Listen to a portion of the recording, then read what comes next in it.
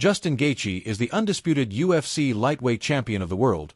Ilia Topuria is in a hospital with a suspected broken orbital bone, and the sport is still processing what happened on the South Lawn of the White House. The reactions, the analysis, the scorecard debates, the social media salvos, all of it is flowing in simultaneously, and the picture that is emerging from the post-fight conversation is more layered than the simple narrative of upset would suggest. This was not a lucky punch. This was not a single moment that changed the fight. Gaethje won this on the scorecard. He dictated the pace.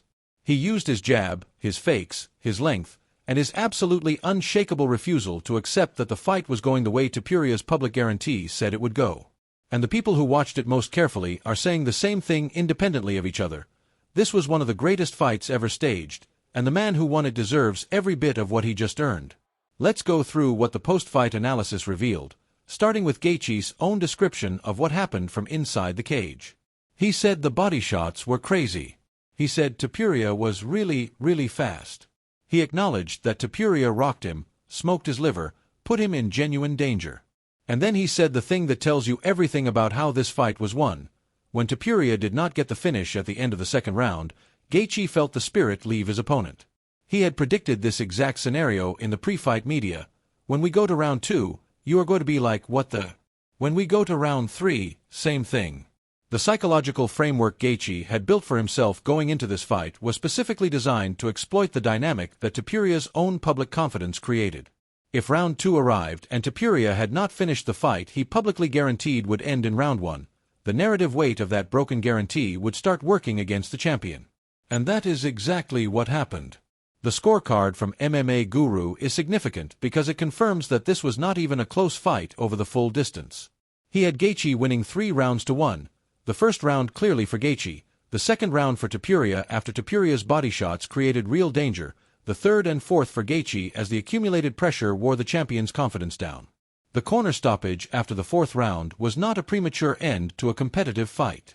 It was a corner acknowledging what the fight had already shown across 4 rounds of evidence. Topuria could not put Gaethje away, could not find the fight-ending shot, and was losing on the cards while absorbing the kind of damage that a broken orbital bone represents. His brother made the right call. The alternative was a 5th round against a man who had just spent 4 rounds demonstrating that he was not going anywhere. Jorge Masvidal's reaction deserves extended examination because Masvidal was one of the people who expected Gaethje to get smoked, and his reversal after watching the fight is the most credible version of the concession that the entire analytical community needs to make. He said it was one of the greatest fights he had seen since he was 12 years old watching MMA. Not because of violence and chaos. He specifically noted that the skill level was extraordinarily high. What Gaethje was doing with his fakes, his movement, his constant changing of pace and direction, this was not the Gaethje who walks forward and trusts his chin. This was a Gaethje who was executing a genuine tactical plan at an elite level. Masvidal's specific observation about the first round, that Topuria walked straight forward without feints, without head movement, without the kind of defensive sophistication that the level of opponent demanded, and that he ate jabs repeatedly as a result, is the most damning piece of analytical retroactive evaluation available. Topuria did not respect Gaethje enough. He walked in expecting to impose his will. And Gaethje made him pay for that disrespect with every jab that landed while Topuria's head was on the centerline. The technical breakdown of the first minute of the first round is the key to understanding the entire fight. Topuria came forward without feints. He walked directly toward Gaethje in a straight line. Gaethje, who had been described all week as a man who comes forward and trusts his chin, was actually moving with angles, using his jab, using fakes, and using his length, which is meaningfully greater than Topuria's, to keep the champion at a distance where the counter could land before Topuria's power came into range. The fight broke Topuria's game plan in the first round before Topuria had finished executing the opening that was supposed to produce the first-round knockout he had promised. When the knockout did not come, everything that followed was Gaethje executing a plan while Topuria improvised. The Khabib clip resurfacing after the fight is the kind of contextual validation that fight narratives sometimes receive from unexpected directions. Khabib's description of Gaethje as the hardest hitter he ever faced in the UFC, the man whose kicks and punches hit like trucks, whose left hook and right uppercut all carried genuine stopping power, was recorded years ago and is now landing with renewed weight in the context of a performance where Gaethje absorbed Topuria's body shots, absorbed Topuria's speed, absorbed the moments where he was genuinely rocked, and kept coming forward. Khabib's strategy against Gaethje was to go to the deep ocean, to absorb the standing exchanges long enough to get Gaethje to the ground and finish him there. That strategy worked. But it required Khabib to survive a version of Gaethje whose power he described as unlike anything else he experienced. The fact that Gaethje's power is still there, that his chin is still there, that his capacity to absorb and continue is still there at 38 years old, that is what made this possible. Michael Bisping's analysis of the title picture is clean and correct. Arman Tsarukyan is the obvious and only reasonable next challenger. He has been beating everyone. His finish of Charles Oliveira, his dominant performances against Dan Hooker and Beneil Dariush, his ranking, his activity, there is no credible argument for bypassing him. Bisping said Gaethje should take as much time as he needs within reason and then fight Tsarukyan as the first defense. That is the path. Tsarukyan himself has been confirmed as next, has been given an approximate date by the UFC, and has publicly stated he knows how to beat Gaethje, takedown to rear naked choke, second round.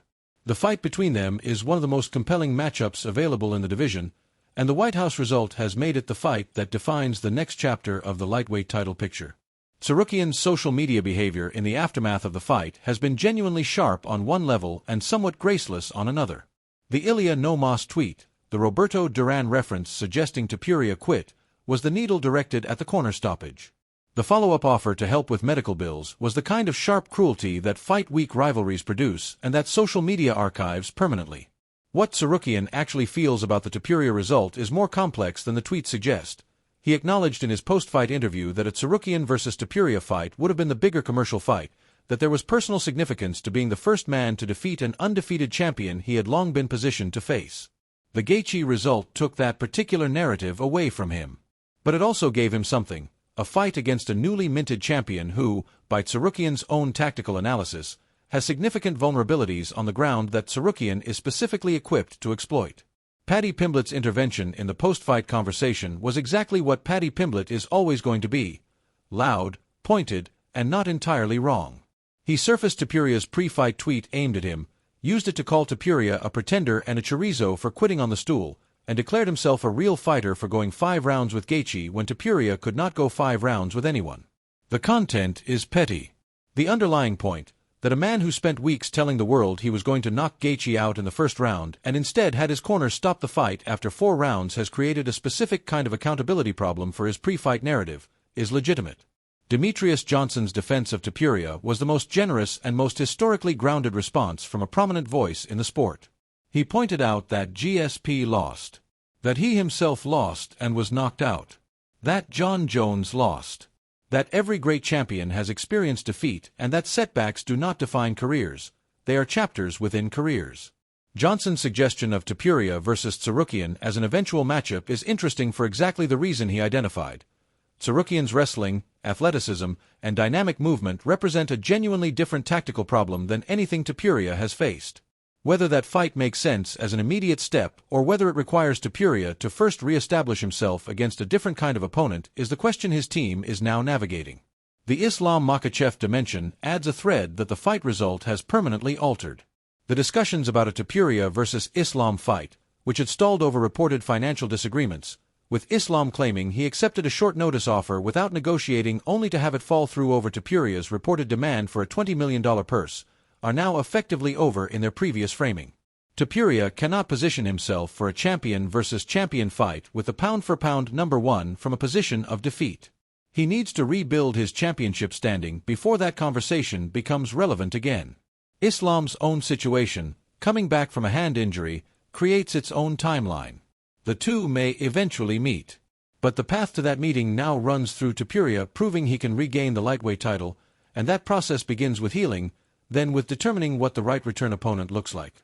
Ali Abdelaziz said what the most measured voice in a room always says after a night like this: this game is unforgiving, on any given night anybody can lose, and Ilia Topuria is still an incredible champion and tremendous talent who deserves respect for what he has built. He also made the point that is simultaneously obvious and routinely overlooked: never celebrate another man's loss. The competitive result does not diminish what Topuria built. It adds a chapter. What that chapter means for the rest of his career depends entirely on what he does next, how he heals, how he processes the first defeat of his professional life, how he adjusts the tactical and psychological approach that failed him against Gaethje, and how quickly he returns to the cage with the right opponent to begin the reconstruction of what he was. Gaethje said he would have a conversation with his mother about potentially retiring. He is the undisputed champion at 38 years old. He has been knocked out before. His fighting style, by design, requires him to absorb damage in service of delivering more. The neurological math of continuing to compete at this level is a real consideration that the people who love him are already thinking about. If he retires now, if this is the last time we see Justin Gaethje in the Octagon, he goes out as the undisputed lightweight champion of the world, having delivered the most significant upset of the year on the most historic stage the sport has ever provided. That is not a bad way to end. But if he fights Tsarukyan, if the conversation with his mother does not produce a retirement, the sport gets what could be the best fight of 2025 and a genuine test of whether this championship run produces a legacy defense or a final chapter. The lightweight division is wide open. Gaethje is the champion. Tsarukyan is the mandatory challenger who has been told he is next. Topuria is recovering and has already promised a rematch. The McGregor wild card, depending on what happens against Holloway, could insert itself into the conversation. And Islam Makhachev, the pound-for-pound number one at 155, is watching from the welterweight transition with a hand that needs to heal before his next chapter begins. Everything that seemed settled 3 weeks ago is now a question. And the question starts with Justin Gaethje sitting on a throne nobody predicted he would ever occupy.